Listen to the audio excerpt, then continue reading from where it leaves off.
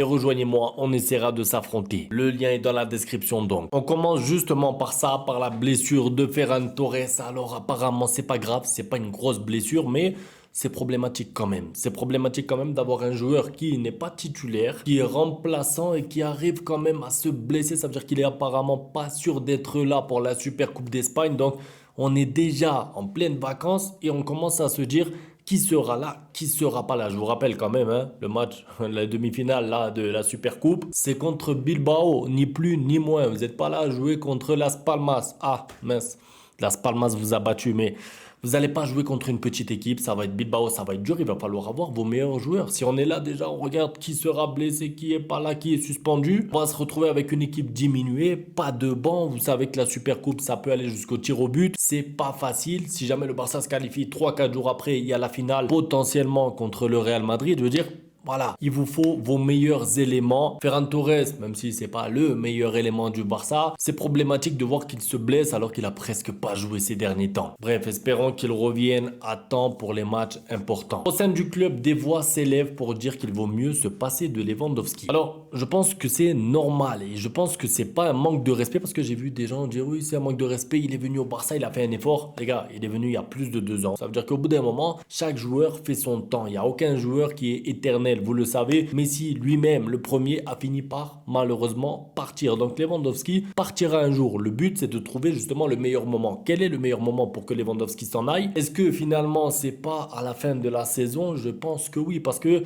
est-ce qu'il n'est pas déjà en ce moment en train de faire l'année de trop? Quand je dis l'année de trop, c'est est-ce qu'il a réellement un rendement qui fait qu'il mérite sa place de titulaire numéro 9 au Barça? Il a marqué des buts, il est Pichichi de la Liga, il a mis un doublé dans le Classico, je suis reconnaissant, il n'y a pas de problème, mais dans des matchs, on voit ses limites. Et moi, j'ai pas envie de voir le Barça traîner avec Lewandowski jusqu'à ce qu'il ait 40 ans. Je veux dire, le Barça, c'est pas Al Nasser. Tu peux pas te permettre d'avoir un numéro 9 dans le foot moderne qui joue jusqu'à 40 ans. Ça veut dire qu'au bout d'un moment, malheureusement, il va falloir prendre une décision avec Lewandowski et elle doit être liée avec son niveau actuel, son niveau de cette saison, qui ne doit pas vraiment être en rapport avec son nombre de buts marqués parce que c'est pas trompeur, mais un numéro 9 dans ce Barça très offensif, d'Hansi Flick, avec Pedri derrière lui, Lamine Yamal, Rafinha, j'ai envie de dire c'est presque normal qu'il fasse une saison avec une quinzaine de buts à ce stade de la compétition, ou 20 buts, ou 18, bref, vous avez compris, je veux dire, il est servi, il a eu quelques pénaltys. Si à chaque fois on voit les stats de Lewandowski et on dit ah ben faisons-lui un nouveau contrat, prolongeons-le puisqu'il a mis 15 buts. Alors dans ce cas-là, croyez-moi, il va jouer jusqu'en 2028 parce que